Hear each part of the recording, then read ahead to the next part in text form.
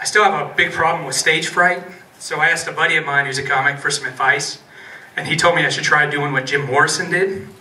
So I asked him if he thought I should perform with my back to the audience, and he said, no, you should overdose in a bathtub because you fucking suck. So that didn't help.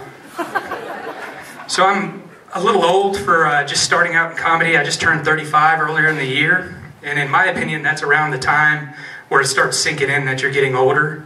You know, and you don't wake up one morning and realize you're old. It's these little events that occur on a regular basis that kind of chip away at any illusion of youth you still have in your mid-30s. I had one of those events at the beginning of the year when daylight savings time happened. Everybody else was concerned about the spring forward and losing that hour of sleep. And I realized I was getting a little older when I was less concerned about losing that hour of sleep and more concerned about how the hour change would affect my shit schedule. You see, I'm a pretty steady 7 o'clock shitter, and now my 7 o'clock shit is an 8 o'clock shit. And that's a problem because I have to be at work at 8 o'clock. And I'm a shy shitter. So what that means is if I'm sitting in the stall and I can hear somebody walking down the hallway, or if they come in the bathroom, the chocolate factory shuts down. Willy Wonka sends home the Oompa Loompas, and I'm done. To make matters worse, the building I work in, I believe, was designed by a guy who specialized in ancient Japanese architecture. And the building was built using authentic ancient Japanese materials because the walls are paper fucking thin.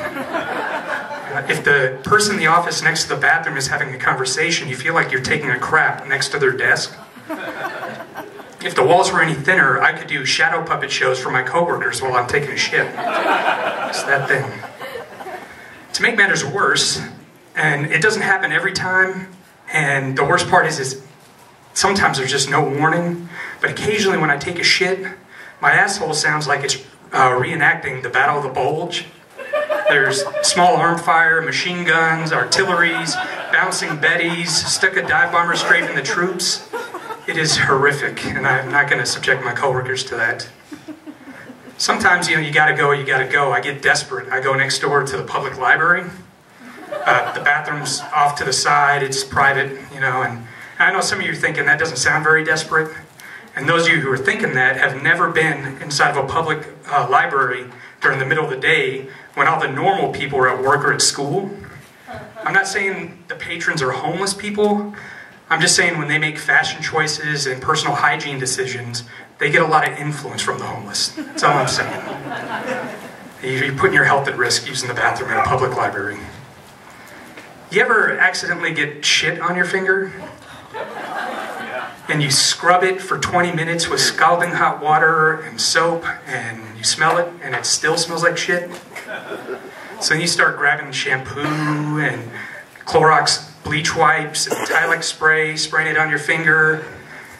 You smell your finger and it still smells like shit.